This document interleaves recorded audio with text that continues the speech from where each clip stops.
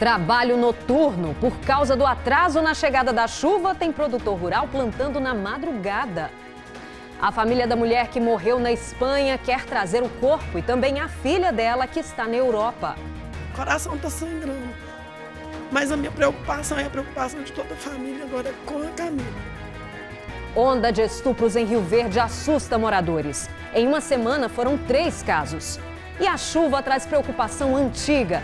Goiás é um dos estados com mais casos de dengue no país. E para piorar a situação, faltam inseticidas nos municípios. Vamos juntos? O Jornal Anhanguera já está começando.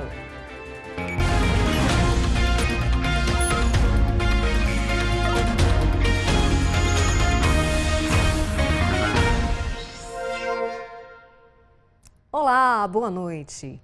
Está preso um advogado suspeito de estuprar uma menina de 7 anos em Rio Verde. A Lara Leão conversa com a gente sobre esse caso que mais uma vez assustou os moradores daí, né, Lara? Boa noite para você. Isso mesmo, esse tipo de crime sempre chama muita atenção. Boa noite para todo mundo. A menina de 7 anos contou em depoimento que estava na piscina de um clube quando o homem passou a mão nas partes íntimas dela por várias vezes.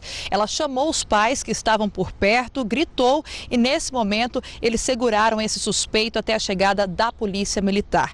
Esse homem então é o advogado Edson Eduardo Azeredo, esse que está aparecendo aí na sua tela. A defesa dele comentar o assunto. Já a Ordem dos Advogados de Rio Verde diz que se constatada a má conduta, ele pode perder o registro ter o registro cassado. Lembrando que há 2 semanas, outras 2 crianças aqui na cidade, uma de 11, outra de 12 anos, foram sequestradas em casa enquanto dormiam e depois estupradas.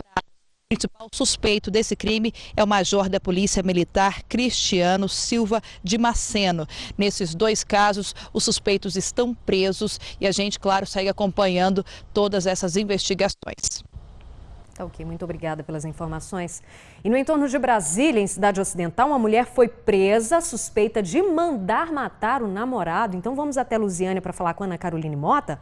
Ana, boa noite para você. Já sabe a motivação desse crime?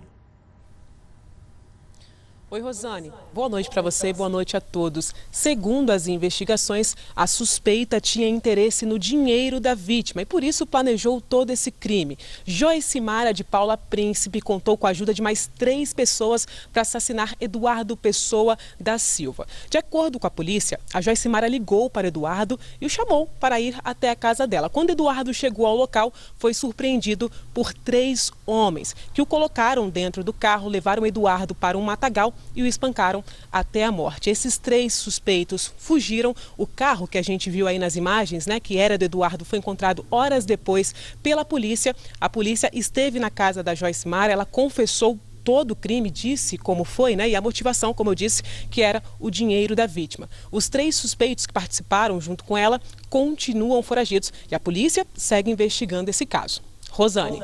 Obrigada. E olha, uma mulher que se mudou de Anápolis com a filha para a Espanha morreu ontem durante um vendaval. A família, que ficou em Goiás, agora tenta repatriar a menina que está sozinha na Europa e o corpo da mãe. Marlúcia Aparecida Souza estava a caminho da igreja com a filha quando foi atingida por uma árvore. Ela não resistiu e morreu na hora. A criança não ficou ferida. Segundo a imprensa espanhola que noticiou o acidente, a cidade estava em estado de alerta para fortes rajadas de ventos e possibilidades de chuva. Uma perícia vai apontar as causas do acidente. Em Anápolis, a família, angustiada, tenta entender o que aconteceu. Não dá para acreditar, porque você conversar com a pessoa por telefone, prazo de 5, 10 minutos, você recebe uma notícia que aquela pessoa acabou de sofrer um acidente inesperado e já não está entre a gente mais.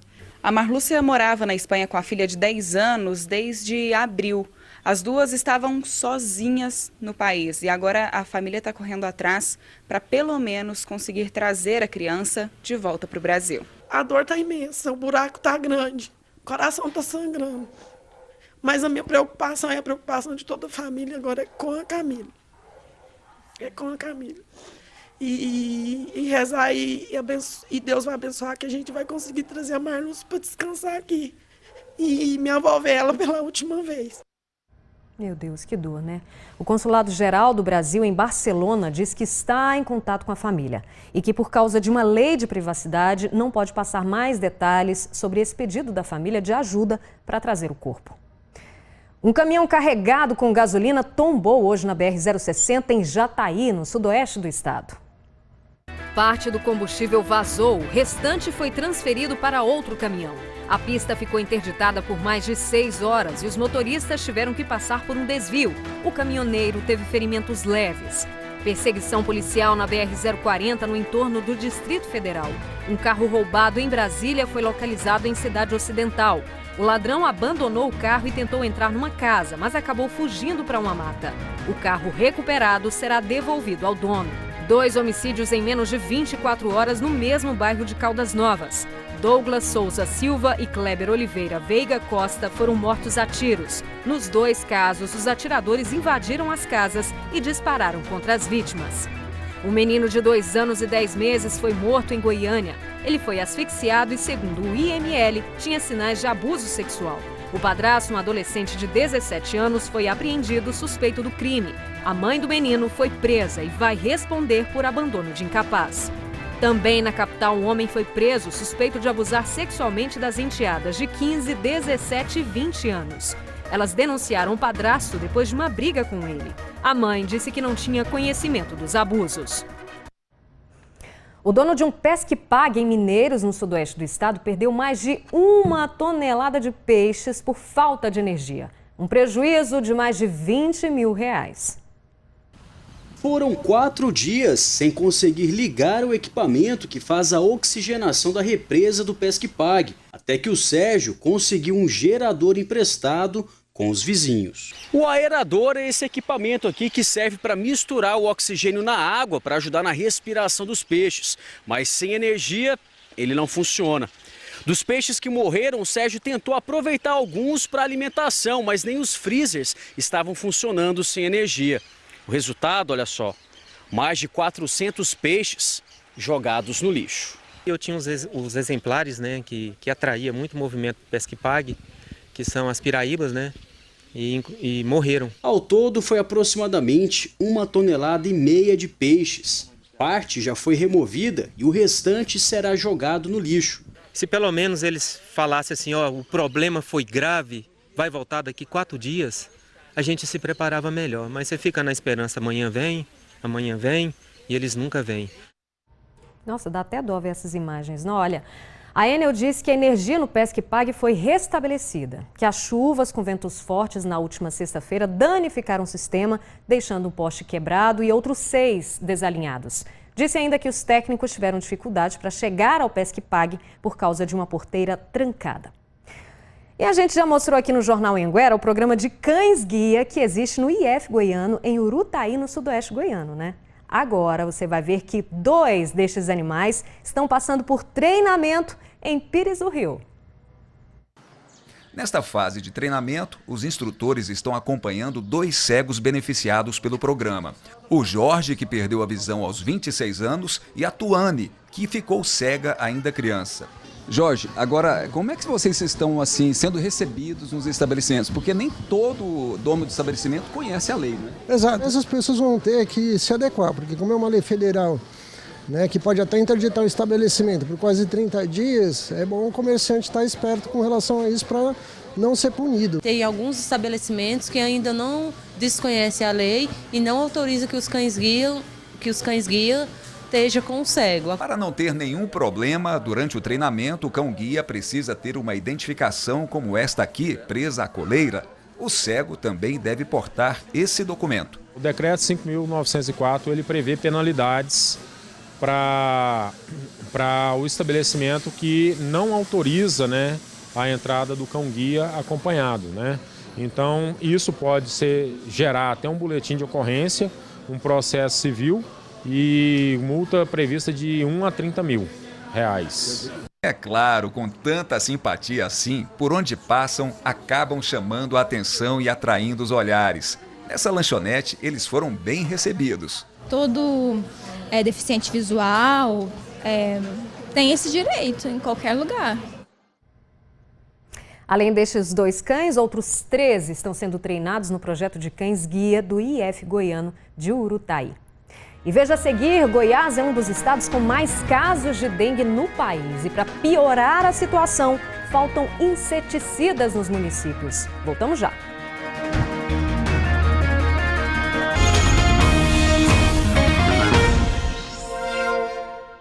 Foi marcado o júri popular do homem acusado de matar uma adolescente dentro de um colégio em Alexânia. Esse crime foi há 2 anos. A gente vai então para Anápolis falar com a Liliane Bueno ao vivo. Foi marcado para quando esse julgamento, Liliane? Boa noite para você. Boa noite, Rosane. Boa noite a todos. O julgamento está marcado para o dia 22 de janeiro do ano que vem, lá em Alexânia, viu? Misael Pereira de Olair vai ser julgado quase mais de 2 anos depois desse crime lá na cidade, que terminou com a morte da estudante Rafaela Noviski, de 16 anos. A decisão sobre essa data foi do juiz Fernando Augusto Chacha de Rezende, diretor do Fórum da Comarca de Alexânia. E o júri foi marcado para janeiro do ano que vem, porque hoje a comarca está sem promotor titular e também substituto. O Misael vai ser julgado por homicídio qualificado, por motivo torpe, mediante recurso que dificultou a defesa da vítima e pelo fato dela ser mulher. No dia desse crime, 6 de novembro de 2017, o Misael pulou o muro de um colégio estadual lá de Alexânia, mascarado, foi até a sala da vítima e disparou mais de 10 vezes contra ela. Segundo a polícia, na época ele foi rejeitado pela garota depois de tentar namorar com ela e por isso teria premeditado esse crime. Rosane. Obrigada, Liliane. E olha, uma mulher foi presa depois de quebrar equipamentos da Central de Regulação em Aparecida de Goiânia. Na confusão gravada pelo celular, a paciente bate na mesa e depois vira uma cadeira. Em seguida, empurra o monitor de uma atendente e vai para cima de quem tenta impedi-la. Chegou aqui às 9 horas da manhã. 9 horas da manhã. O motivo para tanta revolta é a espera de 2 anos pelo tratamento do marido, que já perdeu um pé por causa de diabetes e trombose. Ela foi conduzida à delegacia pela Guarda Civil Metropolitana e admitiu que tinha bebido. E qual foi a resposta que eles te deram lá que fez a senhora ficar tão nervosa? Vou ter que voltar no postinho, mais um dia de espera, mais 2 meses para médico atender e pedir novo exame. Em 2 meses para morrer. A diretora da Central de Regulação não quis gravar entrevista, mas explicou que a dona Divina estava tentando remarcar um exame, mas não conseguiu explicar exatamente qual era esse exame, dentre vários outros que estavam no formulário do marido dela. Disse ainda que a Central não tem acesso fácil a essas informações sem o pedido do exame. E foi nesse desentendimento que a dona Divina perdeu a cabeça. Na regulação, pacientes contaram que depois da confusão, o atendimento ficou mais rápido. Depois que ela fez o barraco dela, que rapidinho todo mundo agilizou em atender. É uma pessoa assim que não atende ninguém direito. Faz as coisas de qualquer jeito, não dá atenção para o ser humano. A gente sabe que a conduta dela não foi legal, não é adequada, mas esperar tanto tempo também é difícil, né? Olha, Goiás, Minas Gerais e São Paulo concentram juntos 70% dos casos de dengue no país neste ano. E agora que começou a chover, a situação é ainda mais preocupante. Até porque os municípios estão sem inseticida para combater o mosquito transmissor da doença. Esse ano, até o momento, foram registradas 60 mortes por dengue em todo o estado. Goiânia, Anápolis e Aparecida de Goiânia concentram o maior número de mortes. No país, a doença causou quase 1,5 milhão de infecções, número cerca de 690% maior do que os 215 mil casos de 2018. Em Itumbiara não foram registradas mortes, mas os números de notificações da doença são alarmantes. Foram 3.005 casos nos últimos 10 meses. E com o início do período chuvoso, esses números tendem a aumentar. O mosquito, ele modernizou. Não é aquele mosquito dos anos 70, 80, não. Hoje o mosquito é encontrado em água com óleo, água com solupan, água suja, água limpa. Itumbiara está sem inseticida para combater o Aedes aegypti. É por isso que a população precisa colaborar ainda mais para conter o mosquito. O inseticida é utilizado para eliminar a fase adulta do mosquito, com um equipamento acoplado a um veículo, o carro fumacê. Em Catalão, o inseticida também está em falta. O município não pode fazer uma compra aleatória desse inseticida, ele é fornecido pelo próprio Ministério. E ele foi nos passado que até dezembro será normalizado isso. E aí a Prefeitura precisa intensificar o combate. Os agentes estão visitando muitos terrenos baldios e várias obras. Nessa, por exemplo, os pedreiros estão atentos para que não tenham focos da dengue. Porque sempre, às vezes, a gente cuida, mas tem algumas coisas que passam em branco, né? Mas aí a gente vai trabalhando melhor, né? A união faz a força, né? Todo mundo tem que ajudar. O Ministério da Saúde disse que está distribuindo 26 mil litros do inseticida para estados do Nordeste e o Rio de Janeiro por causa do aumento de casos de chikungunya e que vai reabastecer os outros estados assim que os estoques forem liberados e aprovados. O Ministério da Saúde não informou quando isso vai acontecer. E a falta de chuva atrasou o plantio da soja em Rio Verde. Agora, os produtores estão tendo que ir para a lavoura até de madrugada para aproveitar o bom tempo. A noite chega e nada de descanso. Sob a luz dos potentes faróis, as máquinas avançam pelas lavouras. O turno extra é para semear a próxima safra de soja. Depois de analisar a umidade da terra, a produtora Renata Ferguson orienta o operador da plantadeira. A soja vai ocupar toda a área da propriedade de 2.000 hectares. Como a janela nossa ficou menor devido à falta de chuvas, a gente começou a plantar dia 7, porém paramos depois e agora as chuvas vieram, graças a Deus, e nós estamos acelerando. Por aqui, os funcionários foram divididos em 3 turnos. A pressa é para acelerar o plantio da soja, para não atrapalhar o cultivo do milho safrinha em fevereiro. O plantio noturno exige cuidados. À noite, né, tem que parar, conferir semente, coisas assim, né, mais complicado. Na fazenda do agricultor Pedro Bride, o trabalho se repete. Eu comecei um pouco mais cedo, confiando nas previsões, não choveu, a previsão mudou, eu acabei perdendo em uns 10%, mas agora vamos ver se a gente recupera. E falando em chuva, veja como fica o tempo amanhã em Goiás.